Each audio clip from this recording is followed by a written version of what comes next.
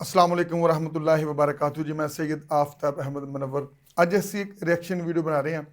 ਇਹ ਜਿਹੜੇ ਲੋਕ ਮਿੱਠਾ ਬੜਾ ਖਾਂਦੇ ਨੇ, ਯਕੀਨ ਕਰੋ ਕਿ ਇਹਦਾ ਇੰਨਾ ਨੁਕਸਾਨ ਹੈ ਕਿ ਤੁਸੀਂ ਸੋਚ ਵੀ ਨਹੀਂ ਸਕਦੇ। ਇਹ 5-6 ਮਿੰਟ ਦੀ ਇੱਕ ਵੀਡੀਓ ਹੈ ਔਰ ਤੁਸੀਂ ਵੇਖਣਾ ਕਿ ਮਿੱਠਾ ਖਾਣ ਨਾਲ ਕਿੰਨੇ ਨੁਕਸਾਨਾਤ ਨੇ ਔਰ ਕਿੰਨਾ ਕਿਉਂ ਅਸੀਂ ਇੱਕ ਹਿਸਾਬ ਦਾ ਜ਼ਹਿਰ ਹੈ, ਇਹ ਸਫੇਦ ਜ਼ਹਿਰ ਹੈ ਜਿਹੜਾ ਅਸੀਂ ਖਾਂਦੇ ਹਾਂ।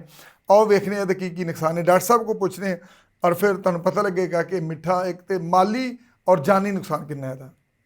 अब दोस्तों, मीठा खाने की तलब यानी शुगर क्रेविंग का इस आजकल ये जो है लत बहुत ज़्यादा फ़रोग पा चुकी है। तकरीबन हर घर के हर फर्द को ये मीठा खाने की जो है लत लग चुकी है। बहुत कम ही घर होंगे जिनमें ये तलब या ये जो बीमारी है नहीं पहुंची। दोस्तों, होता ये है कि जब आप मीठा बहुत ज़्यादा खाने लग जाते हो तो आप मीठे को खाते हो और मीठा आपके जिस्म को खाता है। दोस्तों, इस मीठा कितना नुकसानदेह है। और ये में मीठा दो तरह का होता है। एक होता है रिफाइंड शुगर, यानी वो चीनी जिसको केमिकल प्रोसीजर से गुजारने के बाद रिफाइन किया गया होता है, ठीक है। एक वो शुगर होती है रिफाइंड शुगर मीठा, एक होता है नेचुरल स्वीट यानी कुदरती मीठा। मैं यहाँ सबसे पहले बताऊंगा, दोनों ही मीठे जब ज़रूरत से ज़्यादा हो जाए तो दोस्तों नुकसानदेह है, लेकिन अगर एक पोर्शन में रख के खाया जाए तो दोनों ही मीठे खाए जा सकते हैं। लेकिन अगर आप आउट ऑफ पोर्शन खाएंगे तो कोई भी मीठा हो वो आपको ज़रूर नुकसान पहुंचाएगा। सबसे पहले मैं बात कर लेता हूँ दोस्तों आर्टिफिशियल जो हमारा है रिफाइंड शुगर उसकी। दोस्तों, जब आप रिफाइंड शुगर खाते हो तो वो आपके जिस्म में कितना नुकसान पहुंचाती है उसका अंदाज़ा आप इस चीज़ से लगा लो कि एक रिसर्च की गई है जिसमें कैंसर सेल्स पे जब मीठा डाला गया, यानी उसके कैंसर सेल्स के नमूने में मीठा डाला गया तो उसकी ग्रोथ 4 गुना बढ़ गई। यानी जो मीठा है, शुगर है, वो कैंसर सेल्स को बूस्ट कर देती है उसकी ग्रोथ। आप इससे एक और चीज़ से अंदाज़ा लगा सकते हो कि जब कैंसर का नमूने का टेस्ट होता है तो उस टेस्ट पे भी स्वीट के यानी मीठे के ड्रॉप्स डाले जाते हैं ताकि जो कैंसर सेल्स हैं उनकी ग्रोथ बढ़े और पता ये तशखीस किया जा सके कि इस नुस्खे में कैंसर सेल्स हैं या नहीं हैं। तो इतना नुकसानदेह है मीठा। अगर जब आप मीठा खाते हो तो ये आपके जितना विटामिन बी और विटामिन बी कॉम्प्लेक्स होते हैं इसके जो आपके जिस्म से ख़त्म कर देते हैं। यानी आपके जिस्म में जो न्यूट्रिशन होती है दोस्तों, मीठा वो उड़ा देता है, वो ख़त्म कर देता है। इससे आपको अंदाज़ा हो गया होगा कि मीठा कितना नुकसानदेह है। अब मैं आपको बताता हूं दोस्तों कि मीठा जो है उसकी लत से निजात कैसे पाई जा सके। दोस्तों, मैं खुद बहुत मीठा खाता था, मैं खुद मानता हूं, लेकिन मैंने इस लत से निजात कैसे पाई ये मैं आपको बताता हूं। मुझे जब भी मैं दोस्तों सुबह उठता था तो मीठी चाय पीता था।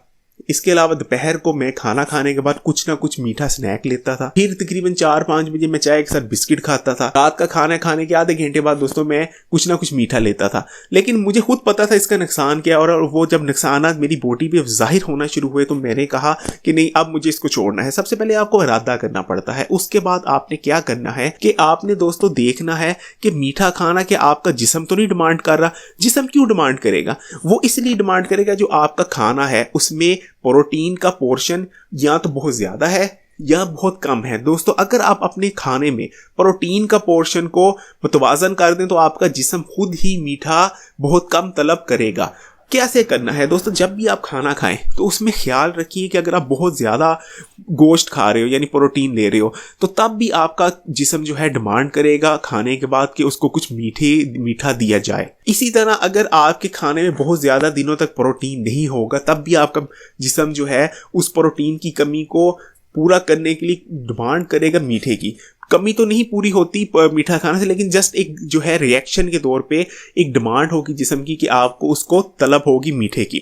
तो सबसे पहले तो आप मुतवाज़न ग़िज़ा खाएं। अगर आप मुतवाज़न ग़िज़ा खाएंगे तो मीठे की तलब खुद ब खुद बतदरीज कम होती जाएगी। ये तो पहली चीज़ थी। दूसरी चीज़, आप फास्टिंग का तरीका अपना सकते हैं। जब भी दोस्तों आपने मीठा छोड़ने का इरादा करें तो आपने क्या करना है कि आपने 5 दिन का प्लान बनाना है और 5 दिन में आपने पूरा तना निकाल देना है हर किस्म की रिफाइंड शुगर को।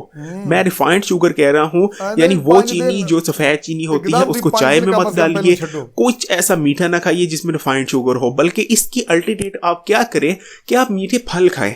आप केला खा सकते हैं, इसी तरह दोस्तों आप हनी का इस्तेमाल कर सकते हैं, लेकिन याद रखिएगा हनी का इस्तेमाल कभी भी गर्म चीज़ में ना करें। अगर आपने चाय में मीठा डालना है तो गुड़ डाल लें। इसी तरह आप शक्कर गंदी खा सकते हैं, केला खा सकते हैं। इसी तरह दोस्तों गन्ने का जूस तक पी सकते हैं। गन्ने का जूस भी शुगर होती है, लेकिन वो रिफाइंड शुगर नहीं होती। आपको पता होगा जो वाइट शुगर है वो गन्ने के रस से बनती है, लेकिन वो क्योंकि रिफाइंड हो जाती है और इसलिए वो कई गुना तक नुकसानदेह हो जाती है। गन्ने का जूस का मैंने फायदे की वीडियो भी बताई है। इनफैक्ट अगर आप गन्ने का जूस का डेली का इस्तेमाल करते हैं तो उसका नुकसान नहीं बल्कि उसके फायदे हैं। लेकिन यहाँ फिर कहूँगा कि शुगर के मरीज इस्तेमाल कर सकते हैं, लेकिन बहुत थोड़ी मिकदार में, और अपने डॉक्टर से मशवरे के बगैर इस्तेमाल मत करें। तो दोस्तों 5 दिन में आपने ये जो कुदरती जिन चीज़ों में मीठा होता है वो खाना है। इंशाल्लाह 5 दिन अगर आप ये रूटीन स्ट्रिक्टली फॉलो करेंगे तो छठे दिन आपकी खुद जो है क्रेविंग है, स्वीट क्रेविंग, वो कम होती आपको नजर आएगी। इंशाल्लाह आपने अपने सेल्फ कंट्रोल करना है और ये याद रखना है कि जो शुगर है वो आपके अंदर से खाती है, वो इंसुलिन रेजिस्टेंस पैदा करती है, वो मोटापा पैदा करती है, वो कैंसर तक का जो लेटेस्ट रिसर्चेज आ रही हैं, कैंसर तक का एक बहुत बड़ा सबक मीठा भी उसमें जाहिर हुआ है। तो दोस्तों अपने जिस्म को ये आपने मनवाना है, जिस्म की नहीं माननी, आपने अपनी मनवानी है जिस्म पे कि नहीं शुगर मैंने तर्क करनी है। दोस्तों इस वीडियो में इतना ही बताना चाहूँगा। अगर कुछ भी अजीज़ान मोहतरम ਤੁਹਾਨੂੰ ਇਹ कैसी लगी वीडियो और मिठे ਦੇ ਬਾਰੇ ਚ ਉਹਨਾਂ ਦੱਸਿਆ ਕਿ ਇਹ ਤੁਹਾਡੇ ਜਿਸਮ ਨੂੰ ਖਾਂਦਾ ਹੈ, ਬਲਕਿ ਕਹਿੰਦੇ ਨੇ ਕਿ ਕੈਂਸਰ ਦੇ ਜਿਹੜੇ ਜਰਾਸੀਮ ਸਨ ਉਹਨਾਂ ਤੇ ਮਿੱਠਾ ਪਾਇਆ ਤੇ ਉਹ ਪ੍ਰਵਾਨ ਜਿਹੜੇ ਵੱਧ ਗਏ। अजीज़ान मोहतरम वीडियो कैसी लगी इस बारे कमेंट जरूर करना। साडा यूट्यूब चैनल है आफ्ताब TV 35।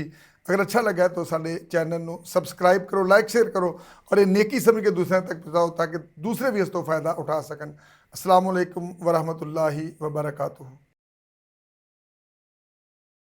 क्या आप अपनी ज़िंदगी में सुकून, रहनुमाई और दीनी इल्म हासिल करना चाहते हैं? तो ये पैगाम ख़ास आपके लिए है। आफ्ताब 35 दीन सीखें, इस पर अमल करें और दूसरों तक पहुंचाएं। यहाँ आपको मिलेंगी खूबसूरत नातें, ईमान अफरोज़ बयानात और जुमा के रूह परवर खुतबात। साथ ही दीनी सवालों जवाब, इस्लाही वाक़यात और तरबियती गुफ्तगू भी शामिल है।